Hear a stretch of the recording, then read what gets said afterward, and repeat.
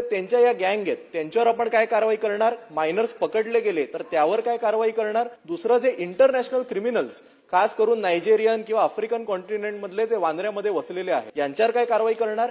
आणि मुस्लिम भागाच्या आतमध्ये पोलीस जे अजिबात जात नाहीत, कारवाई करत नाहीत, त्यांना आपण काही विशेष आदेश देणार का? सन्मान्य वरुण सरदेसाई यांनी हा जो काही मुद्दा मांडलेला आहे, बेहरामपाडा वगैरे सगळा हा जो भाग आहे, तर निश्चितपणे एक धडक कारवाई या भागामध्ये घेण्यात येईल आणि अशा प्रकारे तिथे जे काही हा धंदा करतायत त्यांच्यावर निश्चितपणे ऍक्शन आपण घेऊ.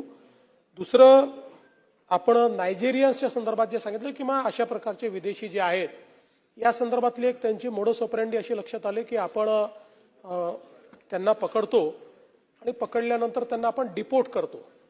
पण या लोकांना इथेच राहायचं असल्यामुळे एक छोटा अजून क्राईम करतात आणि त्या क्राईम केल्यामुळे त्याचा जोपर्यंत निकाल लागत नाही तोपर्यंत त्यांना डिपोर्ट करता येत नाही.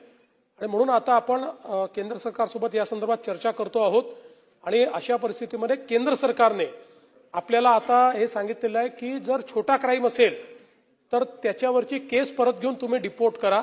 त्यामुळे त्या संदर्भातल्या काही एसओपीज ज्या आहेत त्या एसओपीज आपण तयार करतो आहोत, जेणेकरून अशा प्रकारचे हे जे इथे येऊन कारवाया करतात आणि मग इथेच काहीतरी क्राईम करून थांबतात त्यांना डिपोर्ट करण्याच्या संदर्भातली कारवाई जी आहे ती कारवाई आपण निश्चितपणे करू.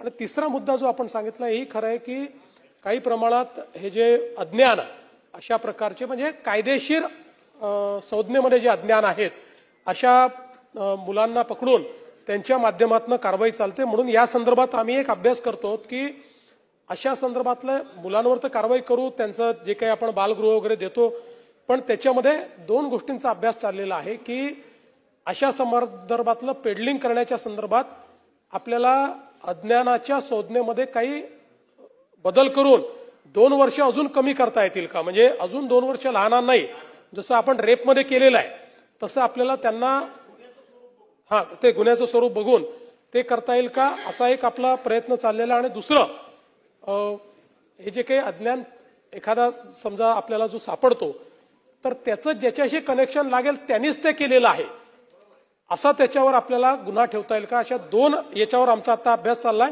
त्याच्या